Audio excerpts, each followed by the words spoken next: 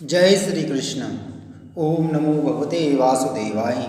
नमस्कार दोस्तों, स्वागत है आप सभी का हमारे YouTube चैनल पर।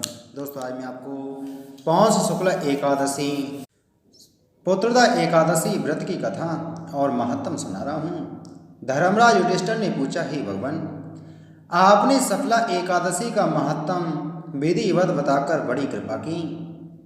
अब कृपा करके पौष शुक्ला एकादशी का क्या नाम है, उसकी विधि क्या है और कौन से देवता की पूजा की जाती है, मुझसे कहिए। तब श्री कृष्ण बोले, ही राजन, इस एकादशी का नाम पुत्रदा एकादशी है। इसमें श्री नारायण भगवान की पूजा की जाती है। इस चर और अचर संसार में पुत्रदा एकादशी के व्रत के समान कोई और दूसरा व्रत नहीं है। इसके पुण्य से मनुष्य तपस्वी, विद्वान और लक्ष्मीवान होता है। इसकी मैं एक कथा सुनाता हूँ, तुम ध्यानपूर्वक सुनो।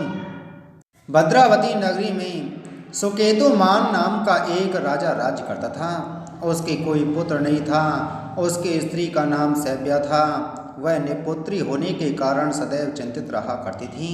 पुत्रहीन राजा के पितर रो रो कर पिंड लेते थे और सोचा करते थे कि इसके बाद हमको कौन पिंड देगा।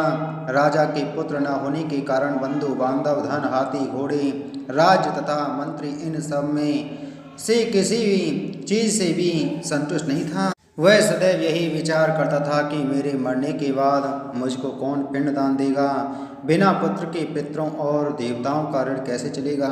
जिस घर में पुत्र न हो उसमें सदैव अंधेरा रहता है। इसलिए मुझे पुत्र की उत्पत्ति के लिए प्रयत्न करना चाहिए। जिस मनुष्य ने पुत्र का मुख देखा है वह धन्य है।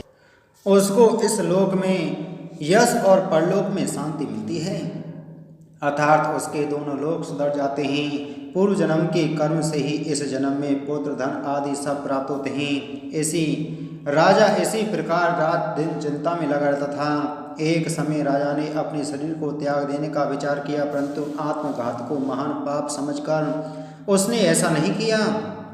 एक दिन राजा ऐसा ही विचार करता हुआ अपने घोड़े पर चढ़कर वन को चल दिया और पक्षियों व मृगों को देखने लगा। उसने देखा कि वन में मृग, व्याघ्र, सूअर, सिंह, बंदर, सर्प आदि सब भ्रमण कर रहे हैं। हाथी अपने बच्चों और हथनियों के बीच में घूम रहा है।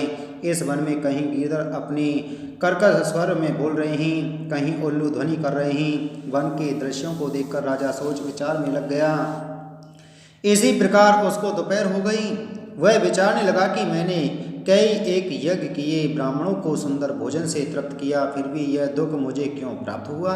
प्यास के मारे अत्यंत दुखी राजा पानी की तलाश में इधर उधर फिरने लगा। थोड़ी दूर पर राजा ने एक सरोवर देखा। उस सरोवर में कमल खिल रहे हैं तथा सारस, हंस, मगरमच्छ आदि विहार कर रहे हैं। सरोवर के चारों तरफ मुनियों के आश्रम थे। उस समय राजा के दाहिने अंग फड़कने लगे। राजा शुभ शकुन समझकर घोड़े से उतर के मुनियों को दंडवत करके उनके सामने बैठ गया। राजा को देखकर मुनियों ने कहा कि हे राजन, हम तुमसे अत्यंत प्रसन्न हैं। तुम इस जगह पर कैसे आए सो कहो। इस पर राजा ने उनसे पूछा, हे मुनीश्वरों, आप कौन हैं और किस लिए यहाँ आए हैं, सो कहो। मुनि बोले, हे राजन, आज पुत्र की इच्छा करने वाले को उत्तम संतान देने वाली पुत्रदा एकादशी है। हम लोग विश्वदेव हैं और इस सरोवर पर स्नान करने के लिए आए हैं। इस पर राजा बोला, हे मुनीश्वर, मेरे भी पुत्र नहीं है। यदि आप मुझ पर प्रसन्न हो तो एक पुत्र का वरदान दीजिए। मुनि बोले, हे राजन, आज पुत्रदा एकादशी है, आप इसका व्रत करें। भगवान की कृपा से आपके अवश्य ही पुत्र होगा। मुनि के वचनों के अनुसार राजा ने उस दिन एकादशी का व्रत किया और द्वादशी को उसने पारायण किया और मुनियों को प्रणाम करके अपने महल को वापस चला आया। अंत में रानी ने गर्भ को धारण किया और 9 माह के पश्चात उसके एक उत्तम पुत्र रत्न पैदा हुआ। वह राजकुमार बड़ा होकर अत्यंत वीर, धनवान, यशस्वी और प्रजापालक हुआ। भगवान श्री कृष्ण बोले, हे राजन, पुत्र प्राप्ति के लिए पुत्रदा एकादशी का व्रत करने चाहिए। जो मनुष्य इसका महत्म श्रवण व पठन करते हैं उनको स्वर्ग की प्राप्ति होती है। बोलो एकादशी महत्तम की जय। बोलो श्री कृष्णचंद्र भगवान की जय।